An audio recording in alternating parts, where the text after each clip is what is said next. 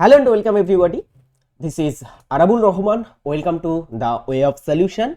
23rd March 2026 এর গুরুত্বপূর্ণ current affairs আজ আমরা চর্চা করব। আজকে অনেকগুলোই কারেন্ট অ্যাফেয়ার্স হবে, যেহেতু মাঝখানে ঈদের জন্য আমরা কয়েকদিন কারেন্ট অ্যাফেয়ার্স দিতে পারিনি এবং সাথে সাথে সানডে ছিল সেই কারণে। এবং আজকে আমরা ডিয়ার স্টুডেন্টস কিছু বেশ ইম্পর্টেন্ট কারেন্ট অ্যাফেয়ার্স চর্চা করব এবং প্রায়শই আমরা 10টা কিংবা তার আশেপাশে কারেন্ট অ্যাফেয়ার্স করার চেষ্টা করি। দেখো, কারেন্ট অ্যাফেয়ার্স খুঁজে বার করা অনেক একটা টাফ চ্যালেঞ্জ। তো এই চ্যালেঞ্জটা আমরা প্রতিদিনই কিন্তু নিয়ে থাকি এবং তোমাদের জন্য সহজ করে দিই, প্রিপারেশন যে জার্নিটা আছে সেটা সহজ করে দিই। তার জন্য ইচ অ্যান্ড এভরিবডি সকলে লাইক করবে এবং আমাদের ফলো না করলে ফলো করতে কিন্তু ভুলবে না। চলো আজকের আমরা ক্লাসটা শুরু করি। আজকের আমরা কারেন্ট অ্যাফেয়ার্স শুরু করব। TWS একাডেমি অ্যাপ ডাউনলোড করো লিমিটেড অফারে, সেখানে তোমরা ভর্তি হয়ে আমাদের কাছ থেকে সেরা প্রিপারেশন নিতে পারো পেইড কোর্সের মাধ্যমে। চলো ফার্স্ট প্রশ্ন, 2025 সালে সাহিত্য একাডেমি পুরস্কারে বাংলা ভাষায় শ্রেষ্ঠ কবির সম্মান কে পেয়েছেন? দেখো, সাহিত্য একাডেমি পুরস্কার এটা 1954 সালে আমরা দেখব সাহিত্য একাডেমি স্থাপিত হয়েছিল। সাহিত্য একাডেমি 1954-তে স্থাপিত হয়। এই যে সাহিত্য একাডেমিতে স্থাপিত হয়েছিল, এই সাহিত্য একাডেমি পুরস্কারটা প্রথম বাংলা ভাষায় পেয়েছিল কে জানো? জীবনানন্দ দাশ প্রথম বাংলা ভাষায় পেয়েছিলেন। জেনে রাখবে, সাহিত্য একাডেমি বাংলা ভাষা ছাড়াও আমাদের ভারতবর্ষে টোটাল মোট আমরা দেখব বাংলা ভাষা সহ 24টি ভাষায় দেয়া হয়। 24টি কি কি ভাষা? 24টি ভাষায় প্রদান করা হয়। 24টি ভাষা কি কি ভাষা? জেনে রাখবে, 24টি ভাষা হচ্ছে ভারতের অষ্টম তফসিলের 22টি ভাষা এবং সাথে সাথে ইংরেজি ও রাজস্থানী ভাষা, টোটাল 24টি ভাষা এটা দেয়া হয়। এই বছরে বাংলা ভাষায় পেয়েছেন কে? প্রসূন বন্দ্যোপাধ্যায় সাহিত্য একাডেমি পুরস্কার পেয়েছেন। Prasun Bandyopadhyay won the award for his anthology of Bengali poems, শ্রেষ্ঠ কবিতা। তো বেঙ্গলি পোয়েমস বা বেঙ্গলি বাংলা ভাষার কবিতা সংকলন শ্রেষ্ঠ কবিতার জন্য প্রসূন বন্দ্যোপাধ্যায় এই পুরস্কারটি, সাহিত্য একাডেমি পুরস্কারটি এই বছরে পেয়েছেন।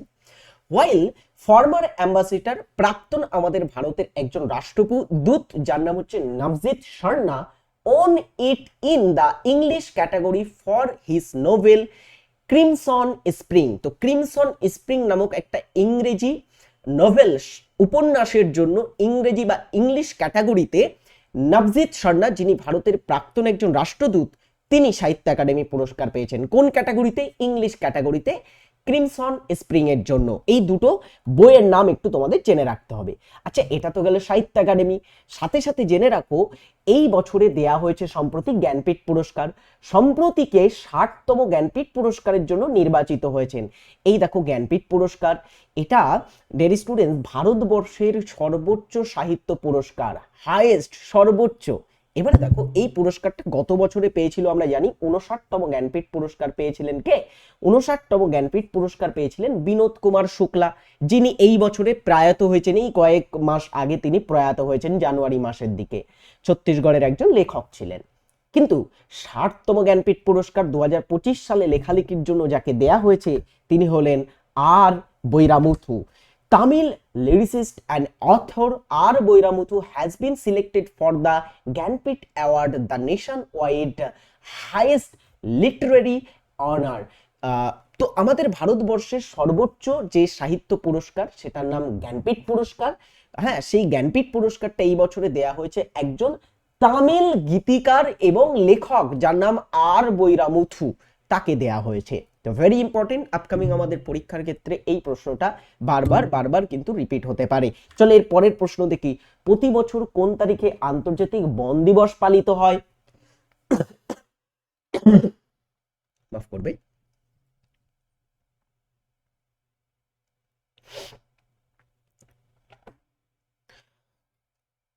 প্রতি বছর আন্তর্জাতিক বন দিবস পালিত হয়ে থাকে 21শে March. The theme for the international day of forests, world forest day, যেটাকে আমরা ইন্টারন্যাশনাল ডে অফ ফরেস্ট বা বিশ্ব বন দিবস বলছি, সেই বন দিবসটা on March 21, 2026 is forest and economies. তো এই বছরে যদি আমরা দেখি 2026 সালে আন্তর্জাতিক বন দিবস, এটা প্রতি বছরই পালিত হয়ে থাকে 21শে মার্চ। এই বছরে তার ব্যতিক্রম নয়, 21শে মার্চ পালিত হলো আন্তর্জাতিক বন দিবস।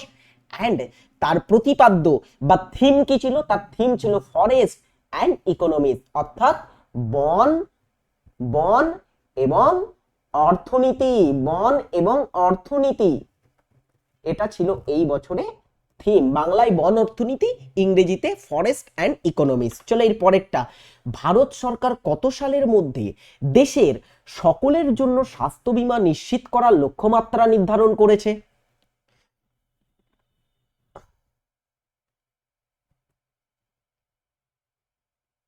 বলো তো দেখি।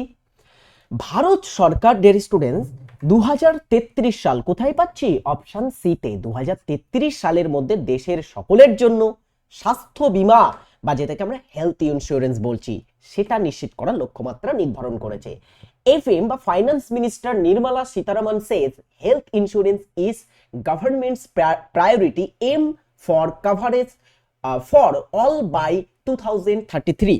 তো সম্প্রতি অর্থমন্ত্রী নির্মলা সীতারামন বলেছেন যে স্বাস্থ্য বীমা হলো সরকারের প্রায়োরিটি, সরকারের অগ্রাধিকার, অ্যান্ড তারা 2033 সালের মধ্যে কিন্তু পুরো আমাদের ভারতবর্ষের প্রায় সকল নাগরিককেই স্বাস্থ্য বীমার আওতায় নিয়ে আসার লক্ষ্যমাত্রা নির্ধারণ করেছে। নেক্সট প্রশ্ন, সম্প্রতি খবরের শিরোনামে থাকা দিয়াগো গার্সিয়া দ্বীপ কোথায় অবস্থিত?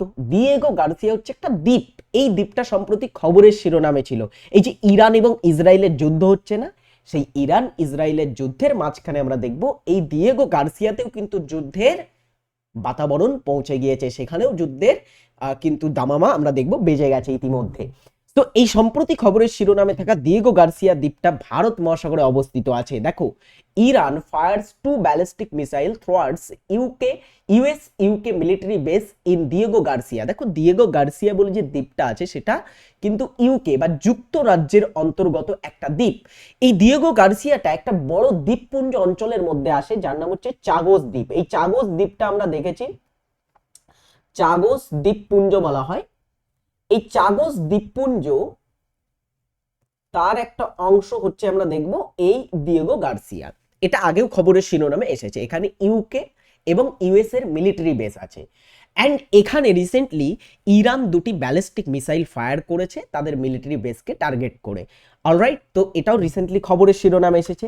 এছাড়া আমরা পরের 6 নম্বর কারেন্ট অ্যাফেয়ার্সে কি পাচ্ছি, দেখো এটা একটু কঠিন আছে কারেন্ট অ্যাফেয়ার্স, বাট আমাদের এই ধরনের কারেন্ট অ্যাফেয়ার্স আমাদের একটু সেন্ট্রালের এক্সাম লাইক রেল বা ইত্যাদির এক্সামের ক্ষেত্রে খুব গুরুত্বপূর্ণ, লাইক এনটিপিসি এবং গ্রুপ ডির ক্ষেত্রে এই টাইপের কারেন্ট অ্যাফেয়ার্স খুব আসে।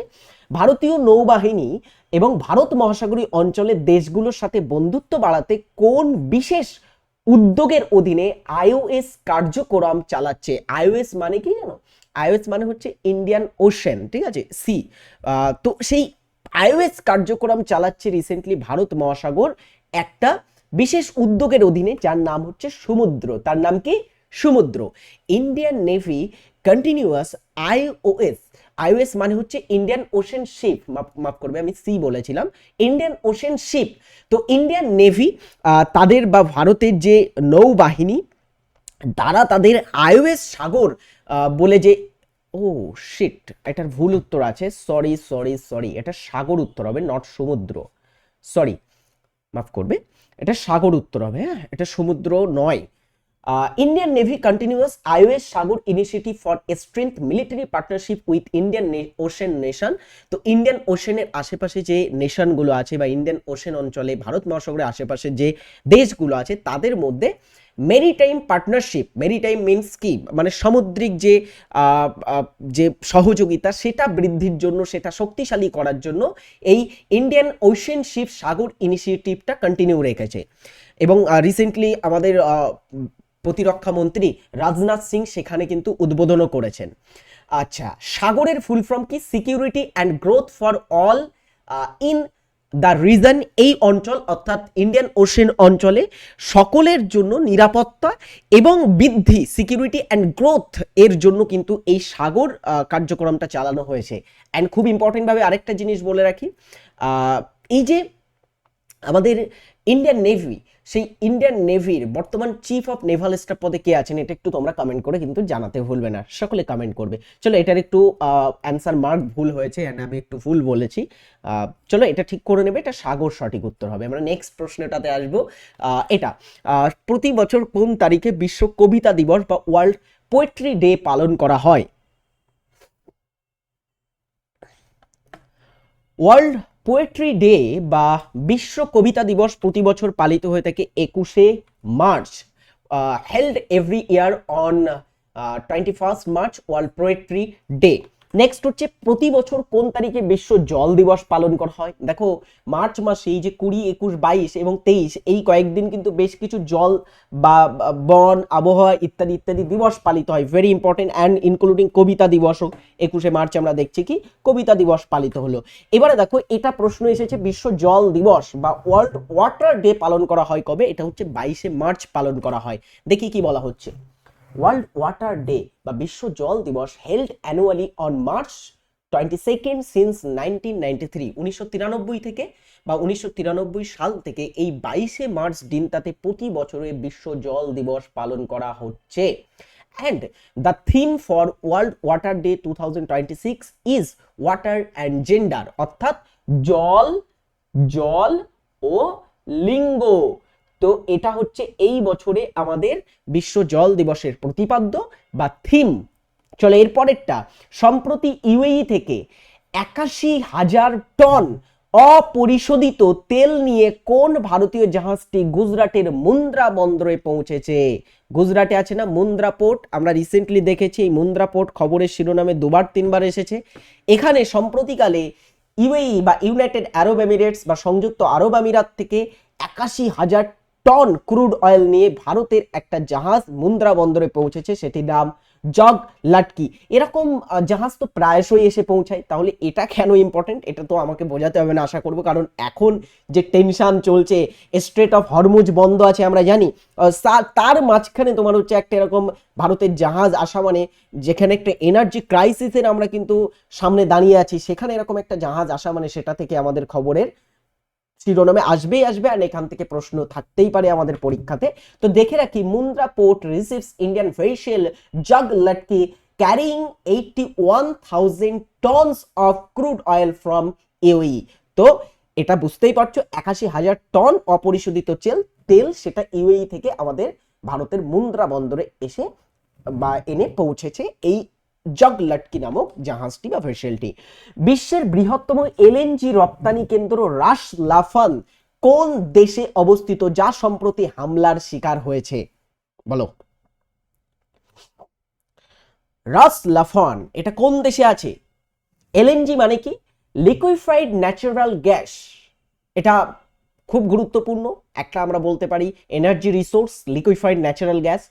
সেটা রপ্তানি হয়ে থাকে বিশ্বের সব থেকে বেশি যে স্থান থেকে, সেটা হচ্ছে রাস লাফান থেকে। এটা কোথায় আছে? অ্যান্সার হচ্ছে কাতারে অবস্থিত আছে। দেখো Iran's strike on Qatar's Ras Laffan world largest LNG hub and other Middle East oil and gas infra will impact India. তো আমরা যদি দেখি যে ইরান রিসেন্টলি কাতারে অবস্থিত রাস লাফান ওয়ার্ল্ডের বিশ্বের সব থেকে লার্জেস্ট এলএনজি রিফাইনারি যেটাকে বলা হচ্ছে, বা বিশ্বের সব থেকে বড় লিকুইফাইড ন্যাচারাল গ্যাস, তরলীকৃত প্রাকৃতিক গ্যাস, সেটার একটা রিফাইনারি সেখানে হামলা করেছে। কেন করেছে? দেখো ইরান রিসেন্টলি কিন্তু ক্লিয়ার, আমরা যদি দেখি একটা ক্লিয়ার একটা স্ট্যান্স দিয়েছিল বা ক্লিয়ার একটা কিন্তু কথা তারা বলেছিল, সোশ্যাল মিডিয়ার মাধ্যমেও তোমরা দেখেছো বা খবরের মাধ্যমেও তোমরা হয়তো শুনেছো। এটা ইরান বলেছিল যে আমাদের যদি কোনো অয়েল ইনফ্রাস্ট্রাকচারে ইউএসএ বা ইসরায়েল অ্যাটাক করে, তাহলে পুরো মিডল ইস্টের সমস্ত অয়েল ইনফ্রাস্ট্রাকচারে ইরান কিন্তু হামলা করবে, যেখানে আমেরিকান ইনফ্লুয়েন্স আছে, ঠিক আছে, হামলা করবে। এবং সেই অনুযায়ী যদি দেখি ইরানের কিন্তু অয়েল ইনফ্রাস্ট্রাকচারে ইসরায়েল হানা দিয়েছে, অনেকগুলো ব্যালিস্টিক মিসাইল তারা সেখানে হামলা করেছে, এবং তাদের যে আর্থিক যেখান থেকে তারা অর্থ পাচ্ছিল সেটাকে পঙ্গু করে দেওয়ার চেষ্টা করেছে ইসরায়েল এবং ইউএসএ। বাট এখানে কিন্তু ইরান পিছে হটেনি, তারা তাদের যে কথা দিয়েছিল, কথা বলেছিল, যেটা বলেছিল যে আমাদের কোনো অয়েল রিফাইনারিতে যদি হামলা হয়, আমাদের কোনো গ্যাস ইনফ্রাস্ট্রাকচারে যদি হামলা হয়, তাহলে আমরাও করব। অ্যান্ড কথা মতোই তারা কিন্তু হামলা করছে। ওকে, এটাই হচ্ছে বিষয়। তো এখন কিন্তু আমরা দেখব এই হামলার পরে বিশ্বের রাজনীতি কিন্তু একটা আলাদা মোড়ে চলে গেছে। আচ্ছা, এরপরে আমরা যদি দেখি আমাদের আমি খবরে গত দিনেই দেখে আসলাম, খবরে বলতে আমি একটা মানে আর্টিকেল দেখে আসলাম ইন্ডিয়ান এক্সপ্রেসে, সেখানে বলা হচ্ছে যে ব্যারেল পিছু কিন্তু এই এলএনজি প্রাইস এটা কিন্তু আপ হয়ে গেছে, যেটা আমাদের ভারতের মতো দেশকে, ভারত এই স্থান থেকে রাস লাফান থেকে প্রায় 40%-এর কাছাকাছি, কিন্তু পুরো 40% কিংবা তার আশেপাশে, এক্সাক্ট নাম্বার তো বলা যায় না এক্ষেত্রে, তো তার আশেপাশে কিন্তু আমাদের ভারত এলএনজি সেখান থেকে ইম্পোর্ট করে থাকে, রাসলাফান থেকে। আর এটা কিন্তু খুব বড় হামলা হয়েছে, যেটা খুব রিসেন্ট কয়েক বছরে কিন্তু ঠিক করা যাবে না, এটা ঠিক করতে বা এটাকে রিবিল্ড করতে বেশ কয়েক বছর লাগবে। তো বেশ কয়েক বছর ধরে আমরা যদি দেখি এলএনজির প্রাইস কিন্তু হাই থাকবে। ইতিমধ্যে এলএনজির প্রাইস ইউরোপের মতো কান্ট্রিগুলোতে 40% আপ হয়ে গেছে। অ্যান্ড যদি আমরা দেখি ইন্টারন্যাশনাল মার্কেটে পার ব্যারেল এলএনজি যদি আমরা দেখি, সেটা হয়েছে $1.12 কাছাকাছি কিন্তু চলে গেছে। $121 মানে ডলারের কাছাকাছি কিন্তু চলে গেছে পার ব্যারেল। এরপরেরটাতে আমরা আসি, মানে আস্তে আস্তে বাড়ছে, ইতিমধ্যে হয়তো আরও বেড়ে যেতে পারে, যেটা আমি গতদিনে দেখে আসলাম সেটাই আমি বললাম, ঠিক আছে। চলো এরপরেরটাতে আমরা দেখি, কেন্দ্র সম্প্রতি ভারতের শিল্প উন্নয়নের জন্য কোন নতুন প্রকল্পটি অনুমোদন করেছে। দেখো আজকে কারেন্ট অ্যাফেয়ার্স কিন্তু বেশি আছে, যেহেতু এখন কিন্তু কারেন্ট অ্যাফেয়ার্স একটু বেশি হবে, অনেকগুলো কারেন্ট অ্যাফেয়ার্স। চলো এটা দেখি, কেন্দ্র সম্প্রতি ভারতের শিল্প উন্নয়নের জন্য কোন প্রকল্প অনুমোদন করেছে, সেটা হচ্ছে ভারত উদ্যোগিক বিকাশ যোজনা, ঠিক আছে, ভারত উদ্যোগিক বিকাশ যোজনা। এবং যেটাকে আমরা ভাইয়া বলছি, সেই ভাইয়া বা ক্যাবিনেট অ্যাপ্রুভস নিউ এরা অফ ইন্ডাস্ট্রিয়াল ডেভেলপমেন্ট থ্রু ভাইয়া ঔদ্যোগিক বিকাশ যোজনা। এটা রিসেন্টলি প্রধানমন্ত্রী নরেন্দ্র মোদী কিন্তু লঞ্চ করেছেন বা অ্যাপ্রুভ করেছেন। এরপরেরটা আসি, বিখ্যাত উত্তর বাহিনী নর্মদা পরিক্রমা ভারতের কোন রাজ্যে পালিত হয় প্রতি বছর। এটা সম্প্রতি শুরু হয়েছে, ঠিক আছে, উত্তর বাহিনী নর্মদা পরিক্রমা রিসেন্টলি শুরু হয়েছে, একটা উৎসব। রাইট অ্যান্সার হচ্ছে গুজরাট। দেখো, দ্য মান্থ লং মাসব্যাপী উত্তর বাহিনী নর্মদা পরিক্রমা is all set to kick off today in Gujarat. Today মানে কয়েকদিন আগে, ঠিক আছে। যাই হোক, গুজরাটের রিসেন্টলি আমরা দেখব মাসব্যাপী একটা কিন্তু উৎসব, যেটার নাম হচ্ছে উত্তর বাহিনী নর্মদা পরিক্রমা, সেটার স্টুডেন্টস শুরু হয়েছে। গুজরাটের সম্পর্কে আমরা কয়েকটা জিনিস দেখব। গুজরাটের রাজধানী হচ্ছে গান্ধীনগর, বর্তমান মুখ্যমন্ত্রী ভূপেন্দ্র প্যাটেল এবং রাজ্যপাল বর্তমানে আচার্য দেবভ্রাট আছেন। এরপরের প্রশ্ন, দেশ কা প্রকৃতি পরীক্ষণ অভিযান ভারতের কোন মন্ত্রকের পক্ষ থেকে চালু করা হয়েছে।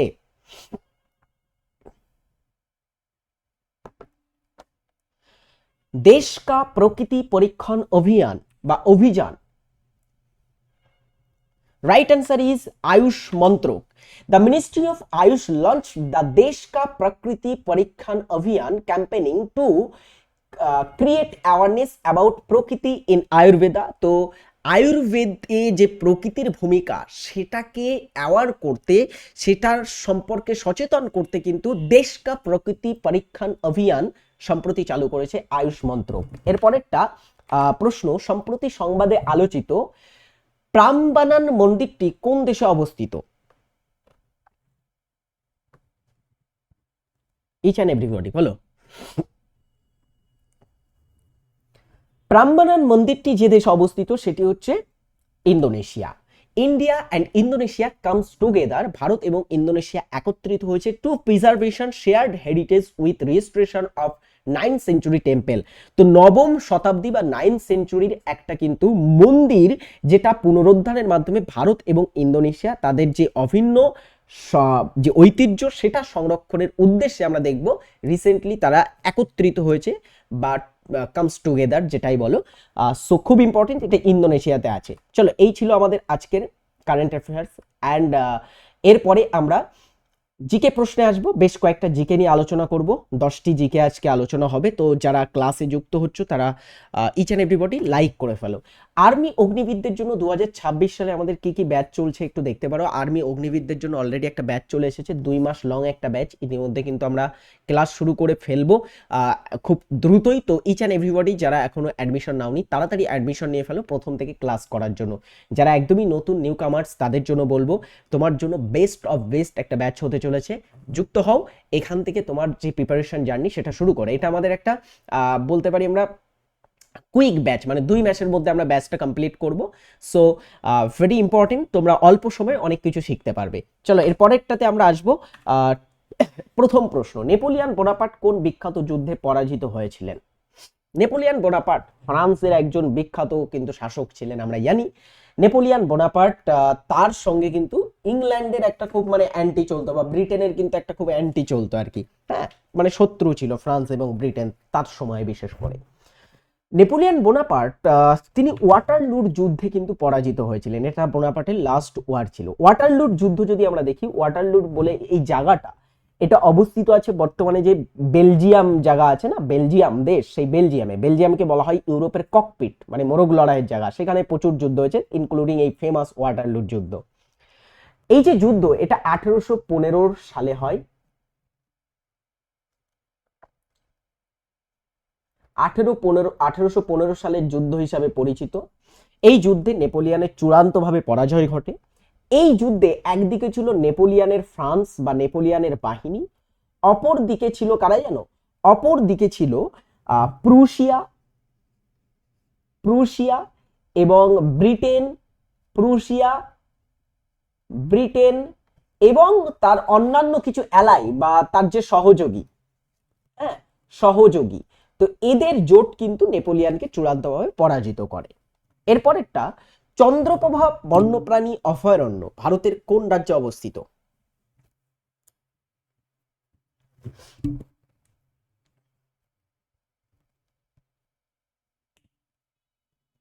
ইচ অ্যান্ড এভরিবডি এটার উত্তর করো দেখি। চন্দ্রপ্রভা হচ্ছে একটা বন্যপ্রাণী অভয়ারণ্য, এটি ভারতের উত্তরপ্রদেশ রাজ্যে অবস্থিত আছে। এর পরে প্রশ্ন হচ্ছে, কোন দিল্লি সালতানাতের কোন সুলতান সিজদা ও পাইবাস প্রথা চালু করেছিলেন? সিজদা মানে কি?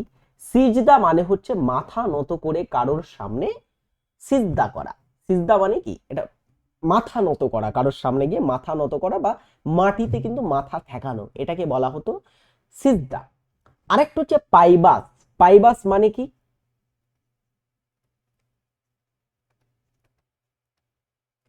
পাইবাস মানে হচ্ছে পদচুম্বন করা,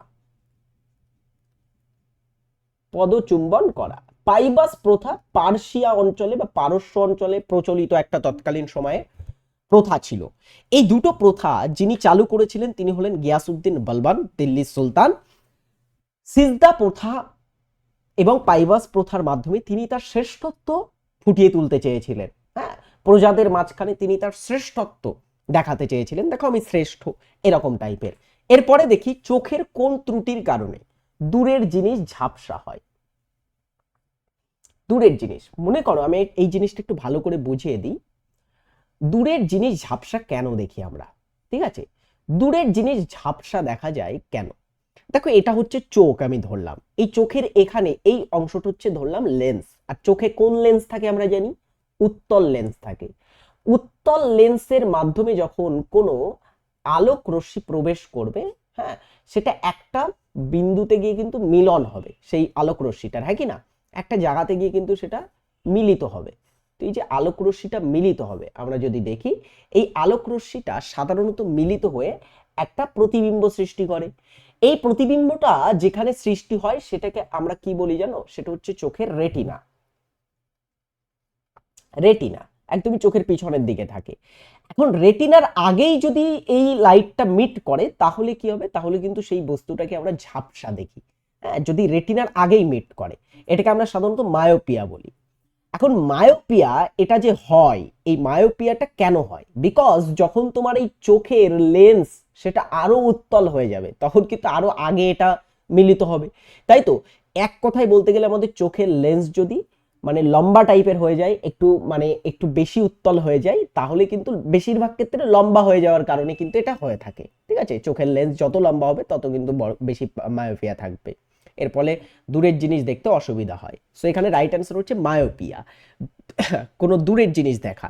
কাছের বস্তু একদমই মানে ভালোভাবে দেখতে পাবো, ঠিক আছে। এবারে দেখো এটা কিন্তু অনেকের তোমার হচ্ছে জেনেটিক কারণেও হতে পারে, মাথায় রাখবে, যেমন আমার অ্যান্ড আলামিন স্যার, আমাদের জেনেটিক কারণেও এই ধরনের মানে তোমার হচ্ছে মায়োপিয়া আমাদের আছে, ঠিক আছে, এটা জেনেটিক্স কারণেও হতে পারে। সো এবারে দেখো এটা ঠিক করব কিভাবে। এটা ঠিক করা যায় যদি আমরা দেখি, একটা বিশেষ লেন্সের ব্যবহার করতে হবে, সেটা হচ্ছে কনকেভ লেন্স, বা যেটাকে আমরা বলছি অবতল অবতল লেন্সের যদি আমরা ব্যবহার করি তাহলে হচ্ছে এটা ত্রুটি ঠিক করা যায়।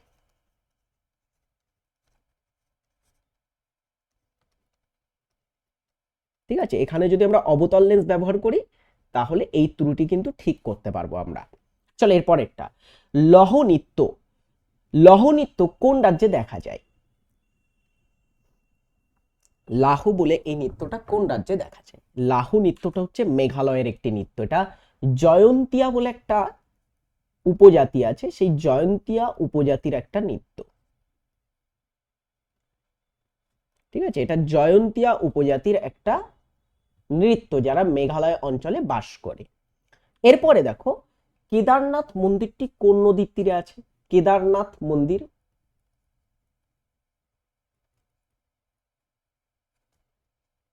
কেদারনাথ মন্দির এটা কোথায় আছে? প্রথমত যদি আমরা দেখি রাজ্য হিসাবে এটার অবস্থান, রাজ্য হচ্ছে কোথায়? উত্তরাখণ্ড। এখন এটা কোন নদীর তীরে আছে? দেখো উত্তরাখণ্ডে এটা অবস্থিত আছে মন্দাকিনী নদীর তীরে। স্যার অলকনন্দা কেন হবে না? দেখো অলকনন্দা এন্ড মন্দাকিনী দুটি এক জায়গায় মিলিত হয়েছে, বাট এটা পরে গিয়ে মিলিত হয়েছে, অ্যাকচুয়ালি কেদারনাথটা মন্দাকিনীর তীরে অবস্থিত আছে, ঠিক আছে। এবার দেখো এই অলকনন্দা এবং মন্দাকিনী এক জায়গায় মিলিত হয়েছে, একদিকে আছে কি অলক নন্দা এবং আরেক দিকে আছে মন্দাকিনী। এই দুটো নদী যেখানে মিলিত হয় সেই মিলিত প্রবাহের নাম কি জানো, বা মিলিত স্থানের নাম কি? সেই মিলন বিন্দুটাকে বলা হয়ে থাকে রুদ্রপ্রয়াগ। সেটাকে আমরা কি বলি? রুদ্রপ্রয়াগ। এটা তাহলে উত্তরাখণ্ডের রুদ্রপ্রয়াগে মিলিত হচ্ছে। নেক্সট, 1782 সালে সলবাইয়ের সন্ধি কাদের মধ্যে স্বাক্ষরিত হয়েছিল? একটা বিখ্যাত সন্ধি, সলবাইয়ের সন্ধি, এটা কাদের মধ্যে স্বাক্ষরিত হয়? ব্রিটিশ ইস্ট ইন্ডিয়া কোম্পানি এবং হায়দ্রাবাদের নিজাম, মারাঠা সাম্রাজ্য মহীশূরের Haidar Ali, British East India company এবং মারাঠা সাম্রাজ্য, নাকি মুঘল সম্রাট ও মারাঠা পেশোয়া? সঠিক উত্তর হবে ইস্ট ইন্ডিয়া কোম্পানি এবং মারাঠা সাম্রাজ্যের মধ্যে এই সন্ধিটি কিন্তু স্বাক্ষরিত হয়েছিল। এরপরের প্রশ্ন, মানে এক কথায় বলতে গেলে ইংরেজ এবং মারাঠাদের মধ্যে মানুষের লালারসে বা স্যালিভাতে কোন এনজাইমটি পাওয়া যায়? Sorry, saliva. মানুষের লালারস বা স্যালাইভাতে আমরা কোন ধরনের এনজাইমটা পাই, উৎসেচক? সেটি হচ্ছে টায়ালিন উৎসেচকটা পাই। তামিলনাড়ু রাজ্যের ম্যানগ্রোভ বনভূমি কি নামে পরিচিত? এটা আগেও করেছি, সুন্দরবন ম্যানগ্রোভ অরণ্য আমাদের পশ্চিমবঙ্গ এবং বাংলাদেশে অবস্থিত আছে। পশ্চিমবঙ্গ ও বাংলাদেশ অঞ্চলে অবস্থিত। আচ্ছা, এর সাথে সাথে রত্নাগিরি, এটা মহারাষ্ট্রে অবস্থিত আছে, মহারাষ্ট্রের ম্যানগ্রোভকে রত্নাগিরি বলা হয়। আচ্ছা, ভিতরকণিকা হচ্ছে ওড়িশাতে অবস্থিত, গুড। আর পিচাভরম হচ্ছে তামিলনাড়ুর ম্যানগ্রোভ অরণ্য। চলো একটা বাড়ির কাজ দেবো এবং ক্লাসটি আমি শেষ করব। প্রশ্নে বলা হচ্ছে কি কোন ধাতুকে কুইক সিলভার বলা হয়? এটা তোমরা জানাবে কমেন্ট করে। আজকে অনেকগুলো কারেন্ট অ্যাফেয়ার্স চর্চা করলাম, 14টি কারেন্ট অ্যাফেয়ার্স এবং 10টি questions. That's enough for today. পরের দিনের ক্লাসে আমরা বাকি প্রশ্ন উত্তর এবং কারেন্ট অ্যাফেয়ার্সগুলো নিয়ে চর্চা করব। ভালো থাকবে, সুস্থ থাকবে সকলে। যারা এখনো ক্লাসটিতে প্রপারভাবে এঙ্গেজড হওনি সকলকে বলবো প্রতিদিন যুক্ত হবে, প্রতিদিনের ক্লাসে যুক্ত হবে, ডেলি কারেন্ট অ্যাফেয়ার্স দেখবে। ভালো থাকবে সকলে, টাটা, বাই।